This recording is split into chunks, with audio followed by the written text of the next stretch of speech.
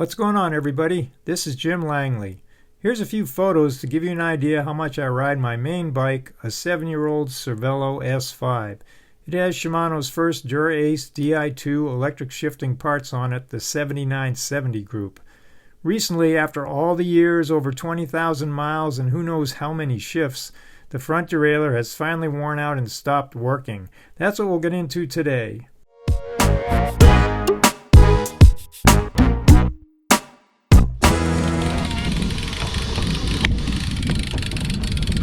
Let me demonstrate how I knew my front derailleur was bad. Be sure to listen to it because the first sign of it being bad was weird creaking noises, and then it refused to shift up onto the large chainring.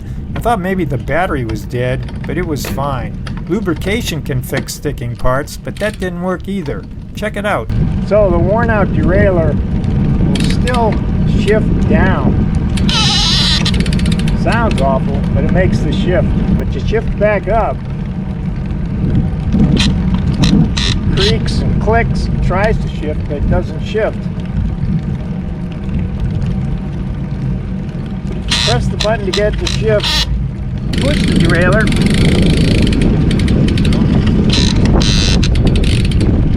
Sometimes get it to shift. Sorry about the bad audio there. You can see and hear the problems better with the bike in a repair stand.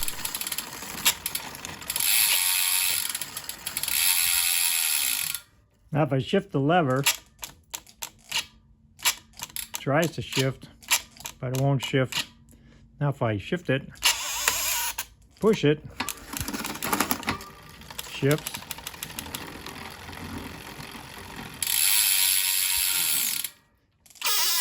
And it'll shift back down again, but you can't make it do the upshift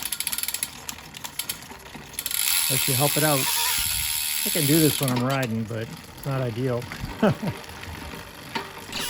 Since the derailleur still moved when I pushed on it, and since the motor sounded like it was trying to work, and because it's much cheaper to fix something than to replace it, I thought maybe I could repair the derailleur. So I reached out to Shimano and I told them how many miles I have on the derailleur and how old the bike is, asking them what might be wrong and if it was repairable. And they replied,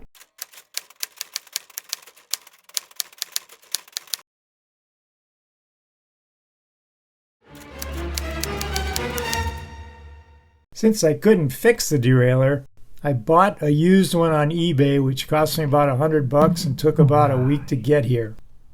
So I opened the box, check out the derailleur. And it's the exact model number that we need, 7970. Looks like all the parts are there. Adjusting screw, set screw, attaching bolt. Doesn't have any play in it. This screw's there. Some of the chrome is chipped off here, which is pretty common, but there's not excessive wear on the inside or outside plates. Overall, not new, but definitely should be able to get some miles and years out of it. So let's put it on. The nice thing about electric derailleurs is that you don't have to worry about cables.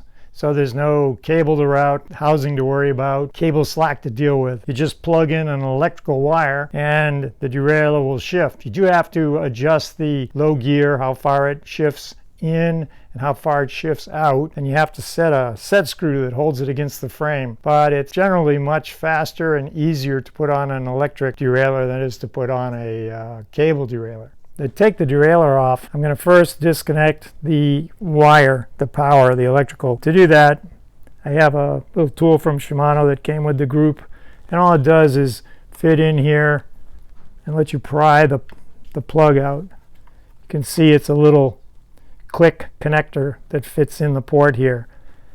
So that is going to go out of the way. You could pull that little wire out by hand too. And now, if we unscrew that bolt, we can get the derailleur free of the frame. Now before I unscrew that bolt, before I take it off of there, I'm going to take a marker. I'm going to mark it so that when I put it back on, I have a really good chance that I'm going to get the height right up and down, which will save time. You want a very close clearance between the bottom of the cage and the top of the large chainring. So now it's marked, had a little chance to dry, disconnect it, and start to remove it. It's a 5mm bolt that holds the derailleur on. Get it loose.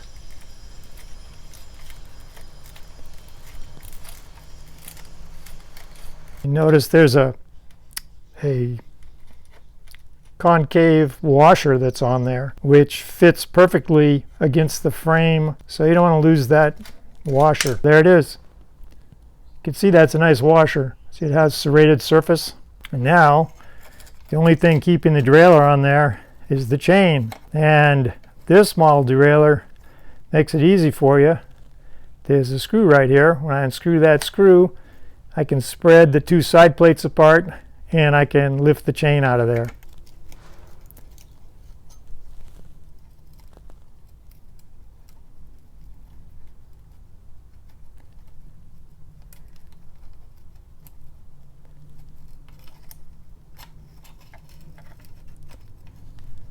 And there it is. See if we can put that screw back in there in case we need it in the future.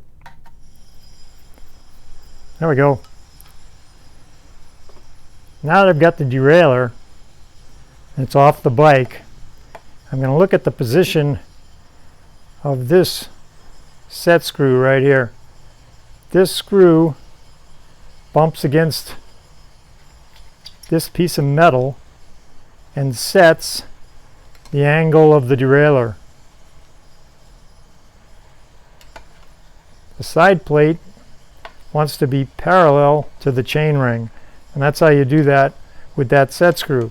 So since I have a derailleur right here that was working before the motor died, I'm going to set the set screw on the replacement derailleur at the same depth that this one's at. So you can see that this screw right here is a lot more protruding than on this derailleur. So what I want to do is measure that and then set the other one at the same.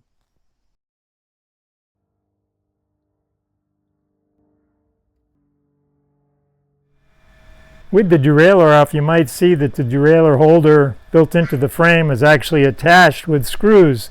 And if it is, now's the perfect time to put a wrench in there and see if the screws are tight. Just seeing if they're tight. You're not trying to tug on them too hard. You just don't want them to move when you try to tighten the screws. Because if the screws are moving, this piece might move around when you're shifting, and that'll mess up your front derailleur performance. Spreading the derailleur and putting it over the chain. And we got to start the screw. The screw's actually aluminum, so you don't want to over tighten it.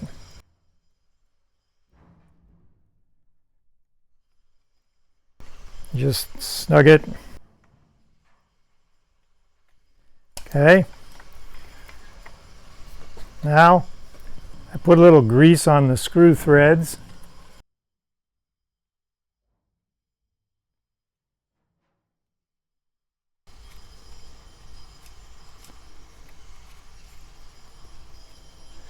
Make sure the concave is against it.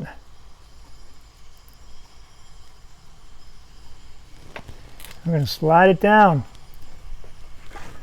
to our mark.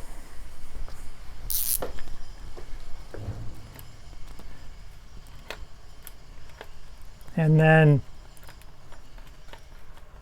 we snug it a little bit.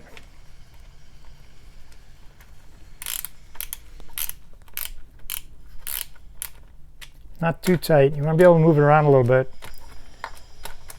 And we're trying to make sure that that stop that we adjusted, that little screw that we matched up with the other screw, the limit screw that bumps up against the frame on the inside here, is resting against the frame. And then we snug this up a little more, and we look from above and it's pretty close. We want this side plate looking from above to be perfectly parallel with the large chainring, and it's close. I'll snug that a little more. I'm going to take our little screwdriver and I'm just going to tighten a little bit to make sure it's bottomed against the frame. That screw, protruding screw, is resting against the frame. And now the derailleur is in the right position. Check this bolt one more time, make sure it's good and snug. It is. Now we can plug the wire back in. And look, it woke up. It knows where the rear derailleur is because there's a brain in here, and it trimmed the derailleur because it thinks it's on the 11-tooth cog in the back. Now I put the rear wheel in, and the chain is on the 11-tooth in the back. Let's see if it shifts. I'm going to shift with my right hand, pedal with my left hand. Look at that. No creaking. Nice smooth shift. Nice smooth downshift. And that's the electric shifting I used to have.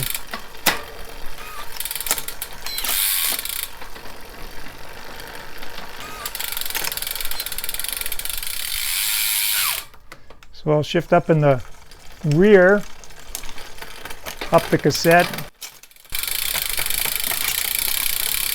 And it looks like I'm going to have to make some minor limit screw adjustments. It's rubbing a little bit when I'm on my easiest climbing gear, my largest cog on this side. I can see when I shift to the large ring, come all the way down the cassette in the back to the 11 again, that there's a little much clearance between the chain and the outer cage plate here. To fine-tune the derailleur, I need to move this inside plate right here away from the chain, because right now the chain's rubbing when I'm on my easiest cassette cog, my lowest climbing gear. So when you go up a hill, it's going to rub a little bit. So to move that in, there's a set screw on the side of the derailleur right here. Right here. And what I'm going to do is, on this derailleur, turn that screw counterclockwise, and you probably can't see it, but it just created about a millimeter gap between the chain and the cage plate so that it won't rub. I might go just a hair further.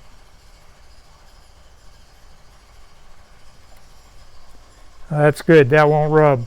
The other issue is when you're on the large chainring, and we're on the smallest cog, the 11-tooth cog. With this new derailleur, this new used derailleur for me, the cage is a little bit too far from the chain when I'm in my highest gear, my hardest gear. So to fix that, there's a screw on the inside below the other screw. This I also turn counterclockwise, and that brings the cage in closer. We want the same thing, like a 1 to 1.5 millimeter gap in there, maybe 2 millimeters. Just don't want it to rub if you stand up and climb on your big ring. Well, that was a fun project. I hope you enjoyed it as much as I did. If you have any questions about this project, replacing a Di2 front derailleur, or any other project, I'm happy to answer. I read every comment and I reply to most of them. I'm always happy to help people with bicycle repair or any bicycle questions at all. I think it would be interesting to find out how many electric front derailleurs fail, the motors, and how long they last, or get a ballpark estimate. So if you've had one fail, maybe you could leave a comment. I think that would definitely interest me, and I think it would interest other viewers too. And maybe if we get enough comments, we could learn together about the longevity of these newfangled electric shifters. I think that would be pretty cool to know. Thanks a lot for watching. Please subscribe if you haven't already, and I'll see you in the next video.